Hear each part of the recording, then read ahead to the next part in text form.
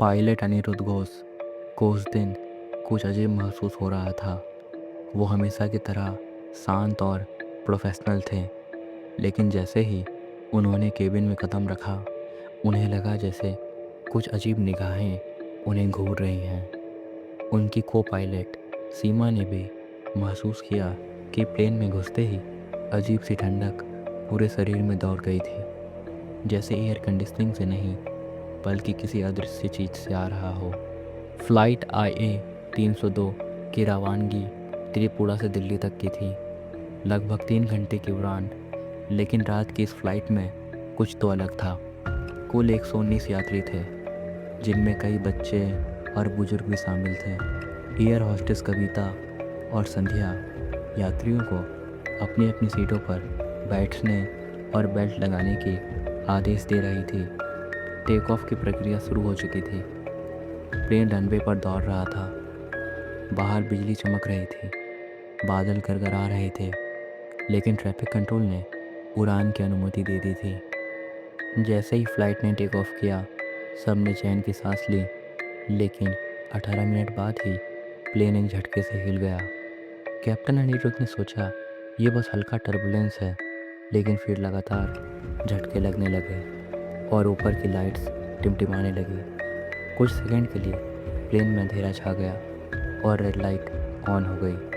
फिर अचानक सब सामान्य हो गया, लेकिन तभी पायलट के हेडसेट में किसी बच्चे की धीमी हंसी सुनाई दी, नमस्ते अंकल, और आवाज़ बंद हो गई। अनिरुद्ध ने झट से हेडसेट उतारा और सीमा की ओर देखा, लेकिन उसने कुछ नहीं सुना था।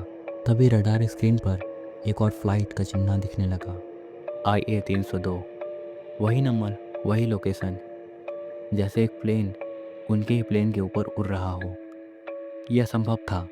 उन्होंने रेडियो पर कॉल किया, लेकिन सिग्नल पूरी तरह गायब था। किसी भी कंट्रोल टावर से संपर्क नहीं हो रहा था। GPS लोकेशन फ्रीज हो चुकी थी। प्लेन जहाँ था वहीं अटका था, ना आगे जा रहा था ना पीछे। इसी दौरान सीट नंबर 18B की महिला अचानक चिल्लाने लगी। उसका बच्चा जो उसकी गोद में था अचानक गायब हो गया था। वो रोती रही, चिल्लाती रही कि उसने खुद देखा बच्चा उसकी गोद से उठकर ऊपर की ओर उड़ गया। सबने सोचा कि वो सदमे में है, लेकिन तभी प्लेन के पीछे वाले हिस्से में एक और यात्री का चिल्लाना सुनाई दिया। वो दीवार में घुस गया। एयर होस्टेस दौड़ी, लेकिन उस व्यक्ति की सीट खाली थी। सिर्फ उसकी चप्पलें पड़ी थी और सीट पर गीला निशान, जैसे किसी ने उसे खींच लिया हो। कुछ लोग डर के मारे प्रार्थना करने लगे, कुछ मोबाइल से लाइट जलाकर एक दूसरे को देखने लगे। लेकिन प्लेन फिर से झटकों में आ गया और लाइट्स बुझ गई।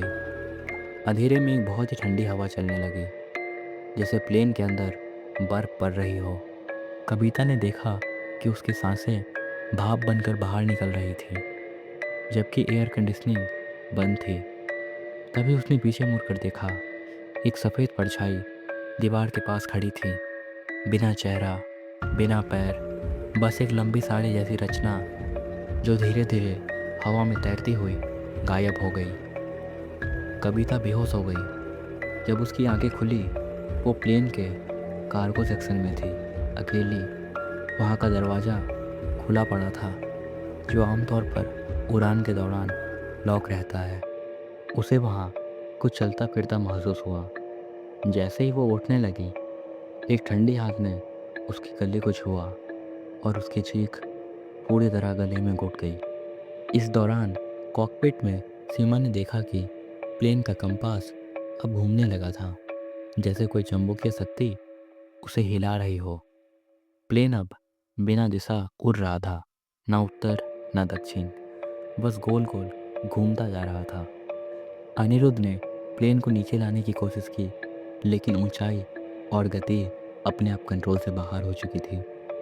उन्होंने विंडशील्ड से बाहर देखा। पूरा आसमान काला पड़ चुका था, ना एक भी तारा, ना कोई शहर की लाइट, बस अंधकार और दूर से आती एक औरत की कराहती आवाज़। फिर अचानक प्लेन की स्क्रीन पर एक पुराना फुटेज चलने लगा। एक विमान जल रहा था, यात्री अंदर से चिल्ला रहे थे। एक बच्चा प्लेन की खिड़की से बाहर देख रहा था और पीछे वही औरत खड़ी थी जिसके बाल खुले थे और चेहरा खून से सना हुआ था। आवाज़ आई, मुझे वापस चाहिए सब कुछ। को पायलट सीमा ने पहचाना। ये वही फ्लाइट थी जो साल 1997 में गायब हुई थी और कभी नहीं मिली। उसके बारे में कहा जाता था कि वो त्रिपुरा से दिल्ली जाते वक्त अरुणाचल की पहाड़ियों में खो गई थी। औरत का नाम सोना था, जिसने उसी फ्लाइट में अपने बच्चे के साथ आत्महत्या कर ली थी क्योंकि उसका पति दिल्ली में किसी और से शादी कर रहा था। तभी से उस फ्लाइट के नंबर को बंद कर दिया गया था।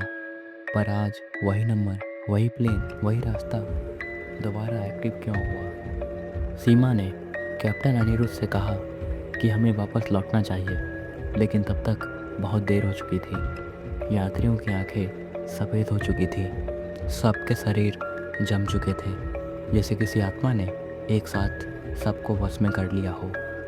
बच्चे अजीब सी भाषा में बड़बड़ाने लगे और खिड़की के बाहर सभी को एक ही चेहरा दिख रहा था, वही औरत जो प्लेन के साथ साथ उड़ रही थी। आखिर में प्लेन एक जोरदार झटके के साथ अंधकार में समा गया। सारा सिस्टम ब्लैकआउट हो गया और फिर कुछ भी नहीं बचा। अगले दिन सुबह इंडियन एयरफोर्स को एक सिग्नल मिला। एक प्लेन का ट्रांसपोंडर एक्टिव था अरुणाचल के एक सुनसान पहाड़ी इलाके में। जब टीम वहां पहुंची, उन्हें कोई प्लेन नहीं मिला, सिर्फ जली हुई मिट्टी, कुछ अधजली सीटें और ब्लैक बॉक्स को जब रिकवर किया गया, उसमें आखिरी आवाज़ रिकॉर्ड थी, अब ये उड़ान इंसानों की नहीं।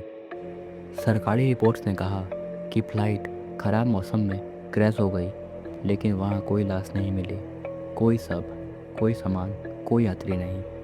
और तब से आज तक हर साल 11 अगस्त की रात को वही प्लेन कुछ सेकंड के लिए त्रिपुरा एयरबेस के रडार पर दिखता है। IA 302, वही रूट, वही फ्लाइट, और फिर गायब। कई बार एयर ट्रैफिक कंट्रोल को रेडियो में एक औरत की आवाज़ आती है, मैं वापस आ गई हूँ। और अगर कोई उस दिन उस फ्लाइट में टिकट बुक करता है तो उनका नाम अगली सुबह हर अखबार के आखिरी पन्ने पर लापता लिखा जाता है, क्योंकि वो प्लेन अब मौत से भरा है और उसकी मंजिल दिल्ली नहीं, मौत का दरवाज़ा है, जो एक बार खुला तो फिर कभी बंद नहीं होता। धन्यवाद।